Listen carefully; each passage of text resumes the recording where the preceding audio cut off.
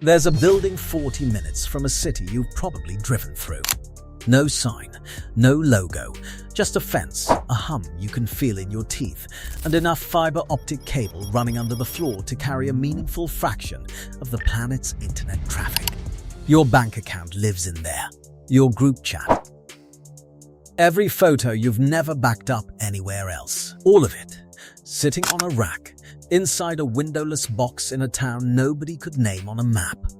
This is where the internet actually is, not the cloud.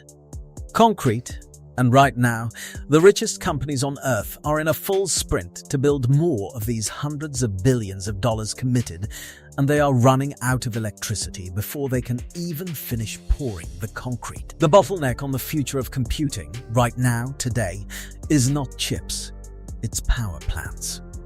So here's what we're going to do. We're going to buy one of these buildings. Not rent a server, not the cloud. Buy the building. We'll find out what it costs, what it earns, and what could burn it all down. But first, one idea that changes how you see everything else that follows. A data center is not a tech company. Think of it like a parking garage, except the parking garage sits next to a power plant. You don't care what car parks in your spot. You care that you're the only garage near the airport. The servers inside belong to your customers. The software is their headache. What you actually own, the only thing you truly control, is the building, the cooling system, the fiber, and above all, the electricity contract. Remember that. It's the whole business. The price ladder data centers come in 4 tiers, and each one is basically a different company wearing the same name. The cheapest entry point is an edge facility, a converted warehouse holding a few megawatts of capacity and a few hundred server racks. Cost, roughly $2 to $10 million. Cheap enough that startups try it. Risky enough that most of those startups don't exist anymore. Next is the enterprise colocation facility, multiple floors. Dozens of tenants sharing the building, 10 to 100 megawatts of capacity. Cost, $50 to $300 million. This is the tier where independent ownership can actually work as a real long-term business. Above that sits the hyperscale campus, the kind Microsoft, Google, and Amazon build for themselves. Multiple buildings, hundreds of acres, up to 500 megawatts. Starting price $1 billion, and it does not stop climbing until you stop adding buildings. And then there's the newest category, the AI cluster, built purely to run tens of thousands of GPUs. A single NVIDIA H100 chip costs tens of thousands of dollars, and a competitive training cluster needs thousands of them, meaning you can spend hundreds of millions of dollars on chips before a single slab of concrete is even poured. Full facility cost, anywhere from $500 million to several billion. Let's say you go for the middle option, 100 megawatts, roughly $1, $2 billion, contract signed, keys in hand. Quick gut check before we go further, drop a comment. Which tier would you actually try to build? Edge, colo, hyperscale, or full AI cluster? I want to see the split. The bill nobody warns you about. Here's what nobody tells you until you're already committed. A 100 megawatt facility running at capacity consumes roughly as much electricity as tens of thousands of homes every hour, every day, all year. At commercial power rates, that alone runs somewhere in the tens of millions of dollars a year before you've paid a single employee or replaced a single hard drive. But that number only covers the computers. Cooling is a separate bill entirely. Every server generates heat, and your entire business depends on removing that heat fast enough that nothing melts. The industry measures this with a number called Power Usage Effectiveness (PUE). A perfect score is 1.0. Google's best facilities in Scandinavia hit around 1.1. A typical commercial facility runs closer to 1.5. Which means for every dollar your customers' machines spend on electricity, you're spending 50 cents more just fighting physics. Add it all up, and a large facility can burn through tens of millions of dollars a year simply to exist. No clients yet, no revenue, no drilling. Just a power station with the lights on, standing quietly in a field in Virginia. You thought you bought a building. What you actually bought is a utility company that happens to store computers. How you actually make money: you sell two things: space and uptime. Space is colocation. A client rents a cabinet for somewhere between $3,000 and $10,000 a month. An enterprise client filling 100 cabinets is paying you close to $1 million a month from one relationship. Uptime is where the real premium lives. A Tier 3 facility promises 982% uptime, about 90 minutes of acceptable downtime a year. A Tier 4 facility promises 99.995%, under half an hour. The gap between those two numbers means building every critical system twice, with 0 shared points of failure, at roughly double the infrastructure cost. But a hospital or a stock exchange isn't shopping for server space. They're paying for the guarantee that the system is still running at 3 a.m. when it matters most. The nuclear decision, and then there's what's actually happening right now, which rewrites every number above. Demand for AI-capable data center capacity has completely outrun supply.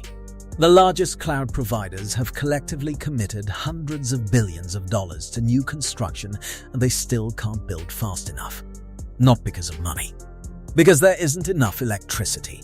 Utilities feeding the biggest data center hub in the world have power connection backlogs stretching years into the future. Fully permitted projects are sitting idle, waiting on a grid connection that hasn't arrived.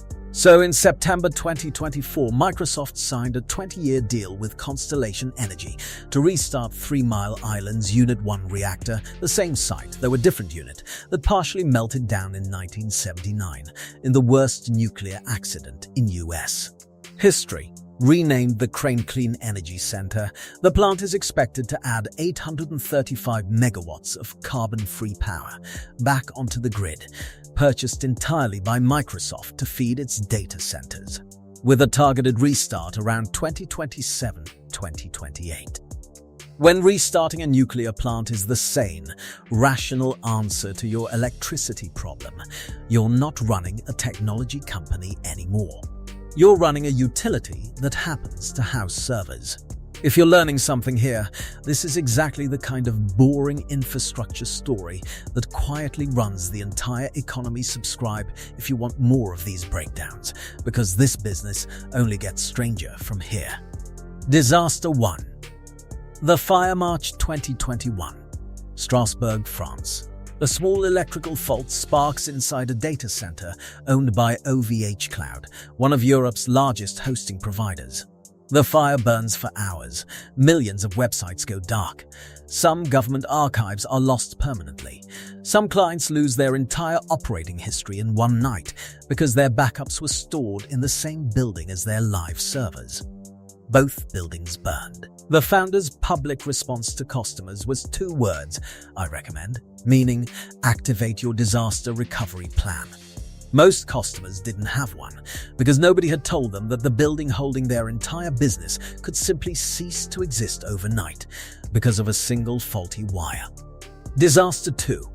Your customer becomes your competitor. Here's the part nobody in this industry says out loud. Your biggest customer today is your most dangerous competitor tomorrow. In the early 2000s, Amazon rented colocation space like anyone else. By the mid-2000s, it had built so much internal server capacity to survive holiday traffic spikes that it had enormous unused capacity the rest of the year. It started renting that capacity out.